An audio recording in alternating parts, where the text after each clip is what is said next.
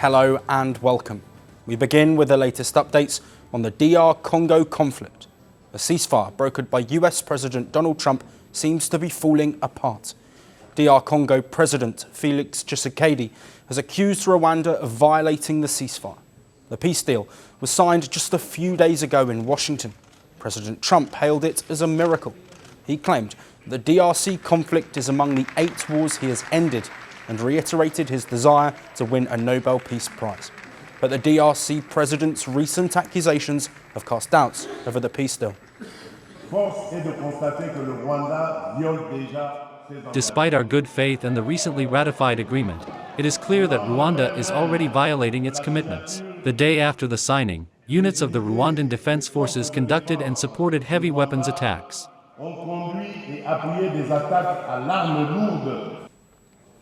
The DRC president referred to attacks by Rwandan forces in several locations across South Kivu province in recent days. DRC and neighbouring Burundi slammed Rwanda after the M-23 made a rapid advance to threaten the city of Uvira near the border with Burundi. The Burundian Foreign Ministry took to X to condemn the bombing on Burundian territory. According to Burundian military sources, at least 20 Burundian soldiers have been killed since last Monday on Congolese soil. Reportedly, hundreds of fleeing Congolese and allied Burundian soldiers have sought refuge inside of Burundi. Violence in eastern DR Congo fled earlier this year, when Rwanda-backed M-23 rebels seized the key eastern city of Goma in January, and Bukavu, which is the capital of South Kivu province. The region has been plagued by 3 decades of conflict. The latest deal, brokered by President Donald Trump, had offered some hope that peace could finally be within reach for the region. As part of the deal, the US will also secure supplies of critical minerals present in the region. However, DR Congo has denied putting its resources under foreign control. Permettez-moi d'être parfaitement clair. Let me be perfectly clear, these agreements do not enshrine any form of sharing of our sovereignty. They do not validate anyone's territorial claims, nor do they validate the placing of our resources under external control.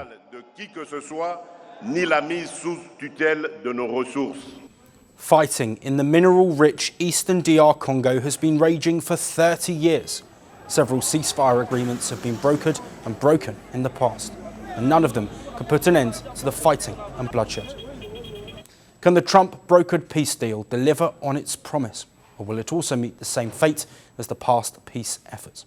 Well, for more on this, we have with us Stella Agara, a governance and security analyst joining us live from Nairobi in Kenya. Welcome to Firstpost. Thank you for having me. Stella, what does this latest flashpoint of fighting mean for the latest peace deal, of course framed by Donald Trump as a miracle? I mean, one of the things I've actually said in this studio before about this deal was that President Trump should not celebrate immediately. And there is a part of the reasons why I had said he should not celebrate immediately is because as a country, they were introducing new interests into a conflict that already has very many interests. His outright announcement and declaration that he was coming in to get benefits for the US, and he specifically said his rich friends are going to benefit, has made it extremely tricky for proper peace to be reached in the region, because there are people who are already enjoying the stakes of the minerals in the country. And right now, as you hear the President Tshisekedi saying that he's not even in full agreement that they have put the minerals of his country under the protection and cover of a foreign country, and they've not given them up.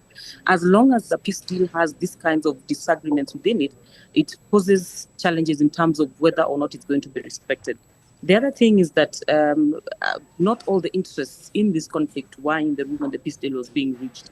I have a number of countries, for example, that I can mention that had quite a stake in the conflict. If you notice that there was a military camp by the South Africans in DRC before Rwanda attacked, and SADC had also a mission in DRC before Rwanda attacked. So all people who should have been keen in the conversation, the East Africa community itself, there are presidents in the East Africa region who have stakes, not just in the safety of DRC, but some of whom have decided to have personal interests in the mining sector and the benefits from DRC, including the president of Kenya and the president of Uganda. not having those in the room, and of course the interests from Europe that have been benefiting from the minerals, and having the government of President Trump claiming to have brokered peace puts us in a very difficult position.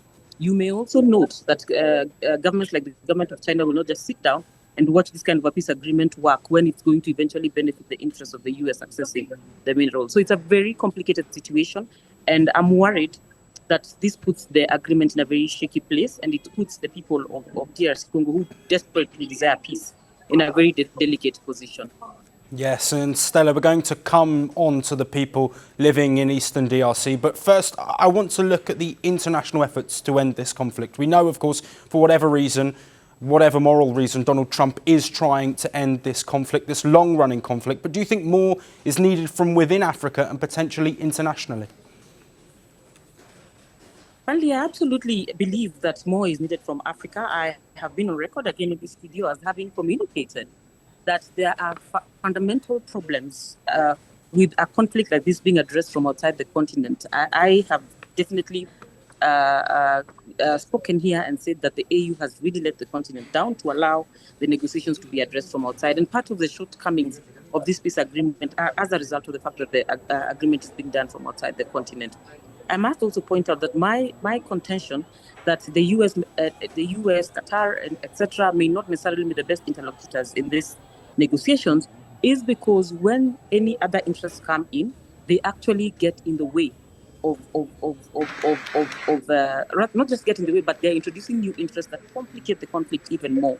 When you're trying to have a peace negotiation, one of the things that you must always make sure is that the interlocutors are people who have a standing and moral authority to actually speak in the conflict.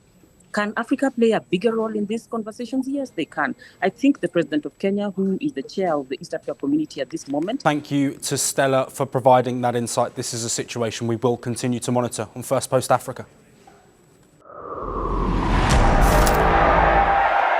They promised glory. They delivered fear. They shaped nations. They scarred generations. From brutal purges to propaganda machines, from stolen power to violent falls from the throne. Welcome to The Dictator, a series that strips away the myth and then exposes the men behind the tyranny. History remembers their power. Firstpost reveals their truth.